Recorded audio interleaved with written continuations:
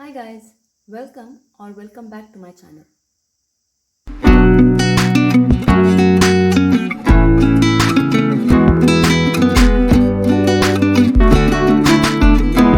In this video, we will see what is cumulative frequency curve or ogive. Here both means the same.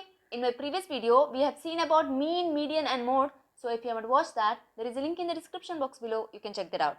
Now let's see what is ogive. An ogive is a freehand graph showing the curve of a cumulative frequency distribution. Basically, it's a freehand graph which is drawn by taking cumulative frequency in the y-axis and we have class interval in the x-axis.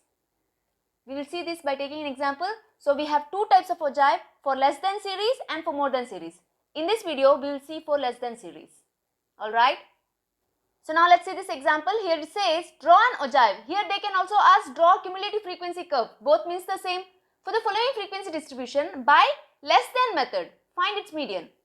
So here marks is given and we have number of students. So 7 number of students have their marks in the range 0 to 10. 10 students have their marks in the range 10 to 20 and so on. So first step is to write what is given as it is. So here they have said by less than method. So in this method, first you have to write these marks, which is nothing but your class intervals, right? In less than series. So marks in less than.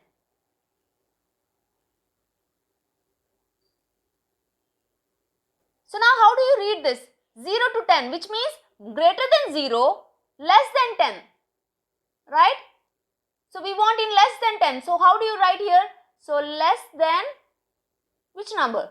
10. Similarly, how do you read this? Greater than 10 but less than 20. So what you will write here? Less than 20. We have to write this in the less than series. So less than 20. Similarly, how do you read this? Greater than 20 but less than 30. So you will write less than 30. I hope you are getting my point. Here greater than 30 but less than 40, which means less than 40. So greater than 40 but less than 50.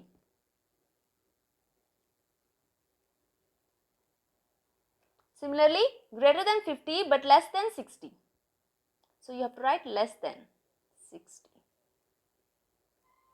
So we know in order to draw ogive, we want cumulative frequency. It's a graph between cumulative frequency and the class interval. Here class interval is marks. So we want to find cumulative frequency. So here we have less than 10. So how many students are there in less than 10? 7 students. So you will write as it is. Now let's write cumulative frequency for less than 20. So less than 20, how many students have their marks less than 20? So 10 students.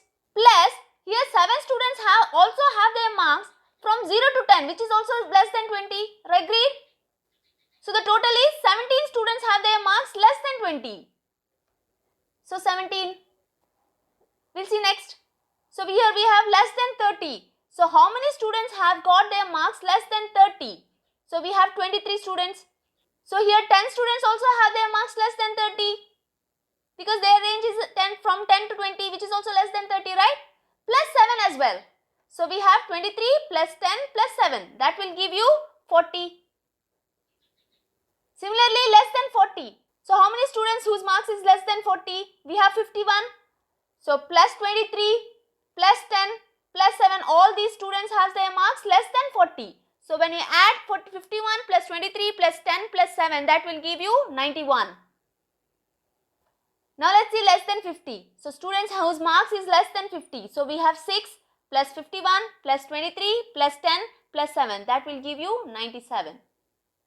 So now we have less than 60. So students whose marks is less than 60 are 3 plus 6 plus 51 plus 23 plus 10 plus 7. So we have 100 students whose marks is less than 60.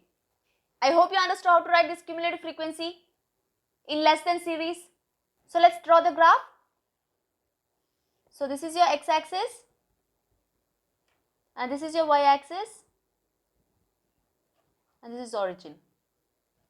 So we know in y-axis we have cumulative frequency and in x-axis we have class interval. Here class interval is nothing but your marks. I hope you know how to write that scale. So you have to write scale here. What is x-axis and what is y-axis? So now here if you see cumulative frequency, we can take each unit as 10. Alright, so 10, 20, 30, 40, 50, 60, 70, 80, 90 and 100. Alright, on y-axis we have marks, so we can also take each unit is equal to 10, right? So let's take 10, 20, 30, 40, 50 and 60. So here we have 10 and 7. So cumulative frequency is 7 and your marks is 10, less than 10. So we will take this point 10 and 7. 7 means which will come below 10, right? So somewhere here. So let's take this point. So this is your 10, 7. So first you will write your x-axis value. And the next value is 20 and 17. So 20 is here and 17, which is about 10, which is very close to 20, right? So let's take this point. So in your graph sheet you will get exact value. So we have 20, 17. Next we have 30, 40. So 30 is here and 40. So this will come around here. So this is 30, 40. And next we have 40, 91. So 40 is here and the 90 is here. So somewhere here. Alright. So this point is 40, 90. And we have 50, 97. So 50 is here. So let me erase this. So 50 is here, 97. So close to 100, right? Just below 100. So let me write here, put here. So we have 50, 97. And the last value we have 60, 100. So 60 is here. So 100 is at somewhere here. So 60, 100. Now let's join all these points. We can take this point to the origin as well, no problem. So let's take from here.